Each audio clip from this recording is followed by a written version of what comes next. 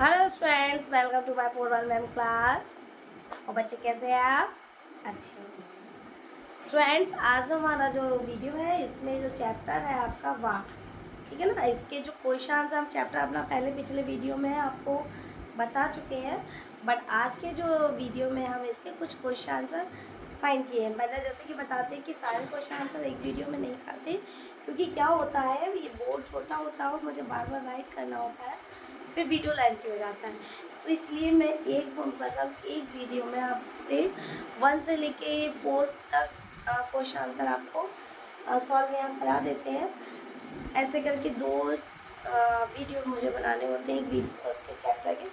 तो फिलहाल आज इसके जो आपका ललित चैप्टर है वाक, यानी ये ललित जो है उस चैप्टर की राइटर कवित्री का नाम है। इसमें ईश्वर से मिलने के लिए बताया गया, जो हमने पढ़ा था पहले, ठीक है।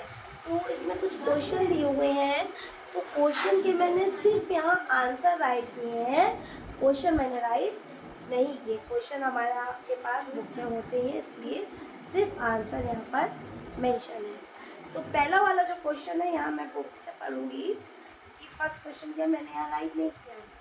तो फर्स्ट क्वेश्चन है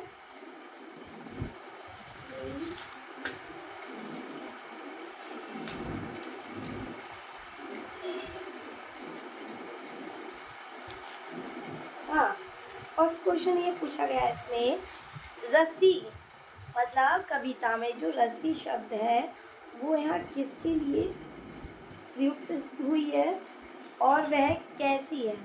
मतलब कविता में जो रस्सी शब्द का प्रयोग किया गया है वो किसके लिए किया गया है और वो कैसी है। तो आंसर यहाँ हमारा रहेगा, जो रस्सी शब्द है वो जीवन जीने की साधनाओं के लिए प्रयुक्त है। यानी रस्सी का जो एक एग्जाम्पल दिया गया, उदाहरण दिया गया है, वो जीवन जीने के जो साधन होते हैं उसके लिए प्रयुक्त की गई है। दूसरा पूछा गया वह कैसी है, तो यहाँ पर होगा वह स्वभाव से कच्ची अर्थात नश्वर है। कच्ची क्यों बोला गया है कि आपने देखा वो रस्सी टूट जाती है, जो रस्सी का स्वभाव होता है वो कच्चा होता है, ठीक है। तो रस्सी यहाँ पर जीवन के जो जीने के लिए जो साधन प्रयुक्त होते हैं उनके लिए किया गया है। दूसरा, जो रस्सी का स्वभाव होता है वो कैसा होता है, कच्चा होता है, ठीक है। तो रस्सी कैसी है, कच्ची है। सेकंड क्वेश्चन पूछा गया है, कवित्री द्वारा मुक्ति के लिए किए जाने वाले प्रयास व्यर्थ क्यों हो रहे हैं। मतलब क्वेश्चन में कवित्री यहाँ ये पूछ रही है कि जो भी वो ईश्वर को प्राप्ति के लिए जो प्रयास कर रही है वो व्यर्थ क्यों जा रही है। अब देखो, कवित्री का जीवन बीता जा रहा है, उम्र बढ़ती जा रही है, मृत्यु निकट आ रही है, किंतु प्रभु से मिलने नहीं हो पा रहा, यानी मिलन नहीं हो पा रहा है। अतः उसे लगता है कि उसी से यहाँ मतलब दिया गया है किसको, कवित्री को, कि उसकी सारी साधना व्यर्थ हुई जा रही है, साधना का परिणाम नहीं निकल रहा है। अगर मतलब यहाँ पर कहने का मतलब है, जो कवित्री है उसको ये लग रहा है कि उसकी जो उम्र है, उम्र का पड़ाव बढ़ता जा रहा है, उसका जो अंत समय वो निकट आता जा रहा है, और जो वो ईश्वर की जो भक्ति वो करती थी उसके परिणाम स्वरूप जो उसे मिलना चाहिए था, ईश्वर की भक्ति का प्रति उसका जो लगाव था, साधना जो कर रही थी वो क्या जा रही है, बिल्कुल व्यर्थ जा रही है। उसे उसकी साधना का परिणाम नहीं मिल रहा है, ठीक है। क्यों साधना का परिणाम क्यों नहीं मिल रहा है, क्योंकि उसका प्रभु से मिलन नहीं हो पा रहा, समझ रहा है। इसलिए क्यों चिंता कर रही है वो यहाँ पे, क्योंकि कवित्री जो ईश्वर से प्राप्ति के लिए जो भी वो साधन कर रही है, तपस्या कर रही है, पूजा पाठ जो करती है, वो बोला गया उनके लिए उनकी उम्र जो निरंतर बढ़ती जा रही है, लेकिन ईश्वर से मिलन नहीं हो पा रहा है। तीसरा क्वेश्चन किया गया है, कवित्री का घर जाने की चाह से क्या था। मतलब कवित्री का जो क्वेश्चन किया घर जाना से तात्पर्य है परमात्मा से मिलना।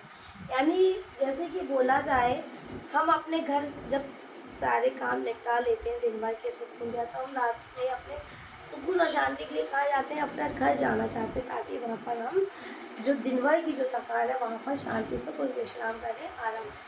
तो यहीं पर जो कवित्री है उसका ये तात्पर्य है यहाँ पर कहने का, जो उसने जीवन भर जो यहाँ श्रम किया है, जो भी मेहनत की है, भागा दौड़ी की है, तप किया है, साधना की है, जो भी उसने कर्म यहाँ भोगे हैं, अब वो इन सब से मुक्त होकर कहाँ जाना चाहती है? अपने घर, यानी परमात्मा में, परमात्मा के पास जाना चाहती है, यानी कि अपने ईश्वर से मिलना चाहती है।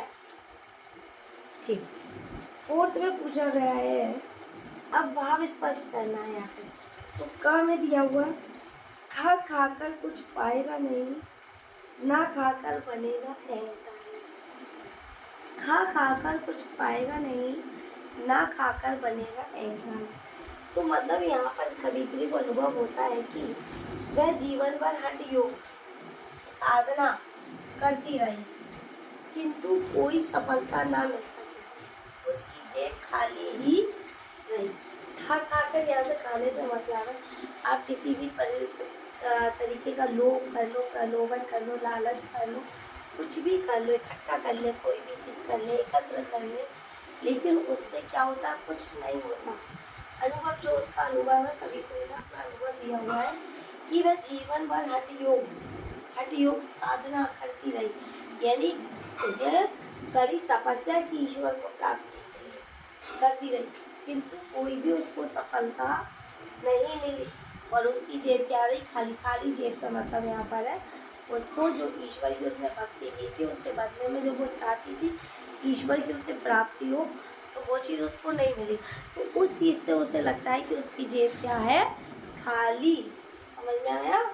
यानी कवित्री को अनुभव होता है कि वह जीवन भर हठ योग साधना करती रही, किंतु कोई सफलता ना मिल सकी, उसकी जेब कैसी रही? खाली की खाली। दूसरा है, सॉरी मैं यहाँ गलत बता रही थी, ये जेब टटोली कोड़ी ना पाई। जो हमारा 4th क्वेश्चन है, इसमें हमें क्या करना? भाव स्पष्ट करना है। तो पहला वाला कहा था जो भाव दिया हुआ, जेब टटोली कोड़ी ना पाई। तो कवित्री को अनुभव होता है कि वह जीवन भर हठ योग साधना करती रही, किंतु कोई सफलता न मिल सकी, यानी उसकी जेब क्या रही? खाली। मतलब जेब टटोली मिली न पड़ी। तो यहाँ पे क्या, जो कवित्री थी उसने ईश्वर को प्राप्ति के लिए खूब तप किए, तपस्या की, कठोर भक्ति की, उसकी साधना की, ईश्वर की, सब कुछ जो उस पर हो सकता था वो इतने सारे प्रयत्न किए। अंत में उसे जब लगता है कि उसने ईश्वर प्राप्ति के काफ़ी दृढ़ कोशिश की, लेकिन उस परिणाम स्वरूप उसे सफलता नहीं मिली, तो यहाँ पर ये वाली लाइन प्रयुक्त होगी कि जेब टटोली और क्या ना पाई उसने? कौड़ी। यानी कवित्री को अनुभव होता है कि वह जीवन भर हठ योग साधा, हठ योग मीन्स होता है बहुत कठिन तपस्या, भक्ति, साधना करना, ठीक है, करती रही, किंतु कोई सफलता नहीं। इतना सब करने के बावजूद भी उसे क्या नहीं मिली? कोई भी सफलता ना मिल सकी। उसकी जेब क्या रही? खाली कर, यानी ईश्वर की भक्ति करने के बावजूद भी उसे ईश्वर की प्राप्ति नहीं हुई। ईश्वर की प्राप्ति न होने को उसने यहाँ पर बोला है, उसे क्या प्राप्त ना हुई? कौड़ी भी। अब खा वाला जो दिया हुआ है यहाँ पर है, खा खाकर कुछ पाएगा नहीं और ना खाकर बनेगा अहंकारी, यानी कि खा खाकर कुछ पाएगा नहीं, ना खाकर बनेगा अहंकारी। मनुष्य भोग करके अपना शरीर ही नष्ट करता है।